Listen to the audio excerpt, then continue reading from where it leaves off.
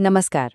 आज के इस हाई लेवल एग्जीक्यूटिव ब्रीफिंग में हम एक बेहद ही दिलचस्प कॉन्सेप्ट पर बात करने वाले हैं। आज हम मानव शरीर को एक बहुत बड़े हाई परफॉर्मिंग एंटरप्राइज के रूप में देखेंगे, जिसे हम बॉडी कॉप कह सकते हैं। किसी भी सफल मल्टीनेशनल कंपनी की तरह इस एंटरप्राइज को भी स्मूथली चलाने के लिए एक बहुत ही सॉलिड इंटरनल सिक्योरिटी सिस्टम और तुरंत एक्शन लेने वाले क्राइसिस मैनेजमेंट इंफ्रास्ट्रक्चर की जरूरत होती है। आज का हमारा पूरा फोकस इसी बात पर होगा कि ये बॉडी कॉप सिस्टम अपनी सुरक्षा और इमरजेंसी रिपेयर को कैसे हैंडल करता है। तो आज के सेशन का हमारा रोड मैप बिल्कुल क्लियर है। सबसे पहले हम सिक्योरिटी डिवीजन यानी श्वेत रक्त कोशिकाओं WBCs को समझेंगे, फिर उनकी टैक्टिकल यूनिट्स को देखेंगे। उसके बाद आएगी हमारी क्राइसिस मैनेजमेंट टीम यानी प्लेटलेट्स, फिर इमरजेंसी क्लॉटिंग प्रोटोकॉल और आखिर में एक छोटा सा एग्जीक्यूटिव नॉलेज चेक। चलिए शुरू करते हैं। तो सबसे पहले बात करते हैं हमारी स्ट्रेटेजिक डिफेंस की, यानी हमारे सिक्योरिटी डिवीजन की। जरा इस एक्शन पर गौर कीजिए। यहाँ इन वाइट ब्लड सेल्स या WBCs को बिल्कुल एंटरप्राइज के टैक्टिकल सोल्जर्स या बॉडीगार्ड्स की तरह सोचिए। जैसे सुरक्षा गार्ड्स बाउंड्री पर पेट्रोल करते हैं, वैसे ही ये सेल्स लगातार ब्लड स्ट्रीम में घूमते रहते हैं ताकि बाहर से आने वाले किसी भी घुसपैठिए जैसे बैक्टीरिया या वायरस को आइडेंटिफाई करके उसे वहीं नष्ट कर सकें। यही हमारे शरीर की पहली लाइन ऑफ डिफेंस है। अब इन बॉडीगार्ड्स की पर्सोनेल फाइल या इनकी स्पेसिफिकेशंस देखना भी जरूरी है। मेडिकल और बायोलॉजिकल टर्म्स में इन्हें फॉर्मली ल्यूकोसाइट्स या ल्यूकोसाइट्स कहा जाता है। इनकी सबसे खास बात यह है कि इनके पास एक डिस्टिंक्ट न्यूक्लियस यानी केंद्रक होता है और साइज में ये थोड़े बड़े होते हैं। इनका शेप काफी इरेगुलर होता है, जो इन्हें अलग अलग खतरों के हिसाब से अडेप्ट होने में मदद करता है। हालांकि इनका ऑपरेशनल लाइफ स्पैन सिर्फ 12 से 20 दिन का ही होता है, जिसके बाद नई फोर्स को चार्ज लेना पड़ता है। अब आगे बढ़ते हैं और देखते हैं कि इन टैक्टिकल सिक्योरिटी यूनिट्स को कैसे क्लासिफाई और डिप्लॉय किया जाता है। यहाँ एक स्पेशलाइज्ड व्हाइट ब्लड सेल के इस क्लोजअप से एक बात तो बिल्कुल साफ हो जाती है, ये कोई सिंपल सिक्योरिटी गार्ड नहीं है, बल्कि एक हाई टेक डिफेंस मैकेनिज्म है जो खतरे को भांपकर अपना रूप और रणनीति दोनों बदल सकता है। और इस डिस्ट्रीब्यूशन को समझने से ये बिल्कुल क्लियर हो जाता है कि हमारी सिक्योरिटी फोर्स को खतरों के हिसाब से दो अलग अलग टैक्टिकल डिविजन्स में बांटा गया है। एक तरफ है ग्रैन्युलोसाइट्स, जिसमें न्यूट्रोफिल्स, यूसिनोफिल्स और बेसोफिल्स आते हैं, और दूसरी तरफ हैं एग्रैन्युलोसाइट्स, जिसकी टीम में लिम्फोसाइट्स और मोनोसाइट्स शामिल हैं।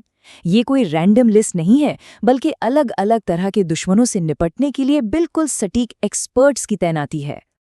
ऑलराइट, अब अपना फोकस शिफ्ट करते हैं हमारी रैपिड रिस्पॉन्स और मेंटेनेंस टीम पर, यानी क्राइसिस मैनेजमेंट और प्लेटलेट ऑपरेशंस। देखिए, किसी भी इंडस्ट्रियल पाइपलाइन की तरह हमारा इंटरनल सिस्टम भी एक परफेक्ट फ्लूइड प्रेशर पर डिपेंड करता है।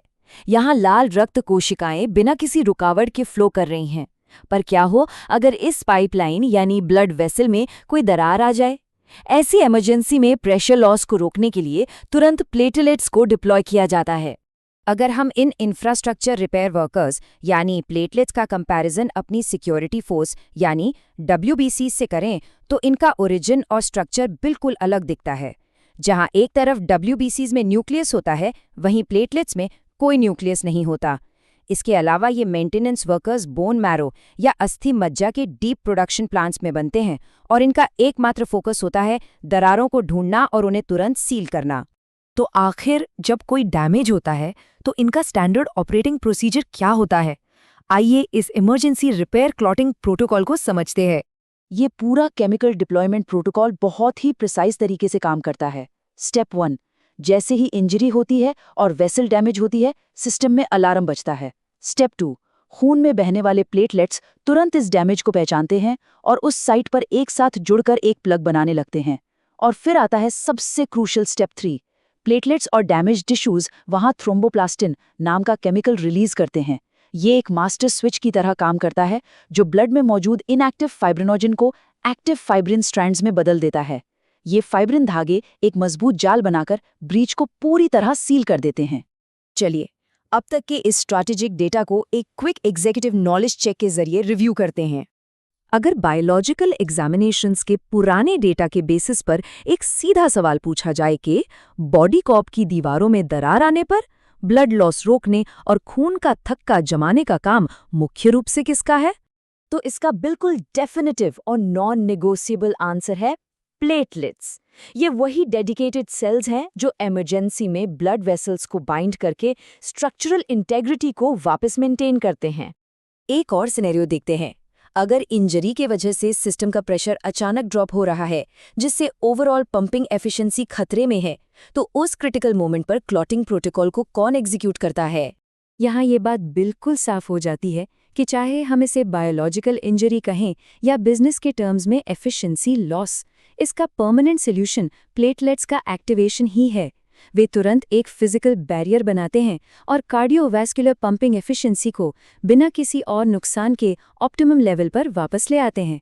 और आखिर में इंटरनल लॉजिस्टिक्स से जुड़ा एक और बहुत ही important data point, AB blood group होने की रणनीतिक क्षमता या स्ट्रेटेजिक एडवांटेज क्या है? इसका आंसर हमें एक बहुत ही शानदार लॉजिस्टिक फायदा दिखाता है। AB ब्लड ग्रुप एक यूनिवर्सल ऑपरेशनल हब की तरह काम करता है।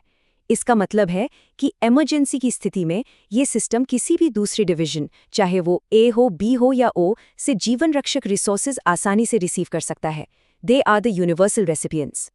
इस सेशन को रैप अप करते हुए जब हम अपने सर्कुलेटरी सिस्टम को इस नज़रिए से देखते हैं तो ये सच में अद्भुत लगता है। ये बिल्कुल एक हाई फंक्शनिंग एंटरप्राइज की तरह काम करता है, जो हर दिन लाखों डिफेंस और रिपेयर प्रोटोकॉल्स बिना किसी गलती के एग्जीक्यूट करता है, जो हमें इस आखिरी सोचने वाले सवाल पर छोड़ जाता है, अगर हमारा अपना शरीर ऑटोमेटिकली इतने हाई लेवल की सिक्योरिटी और एफिशिएंसी मेंटेन कर सकता है, तो क्या हम अपने डेली लाइफस्टाइल से इस शानदार बॉडी कॉप इंफ्रास्ट्रक्चर को मजबूत कर रहे हैं या इसे और कमजोर बना रहे हैं? इस स्ट्रेटेजिक ब्रीफिंग का हिस्सा बनने के लिए बहुत बहुत शुक्रिया। Keep learning.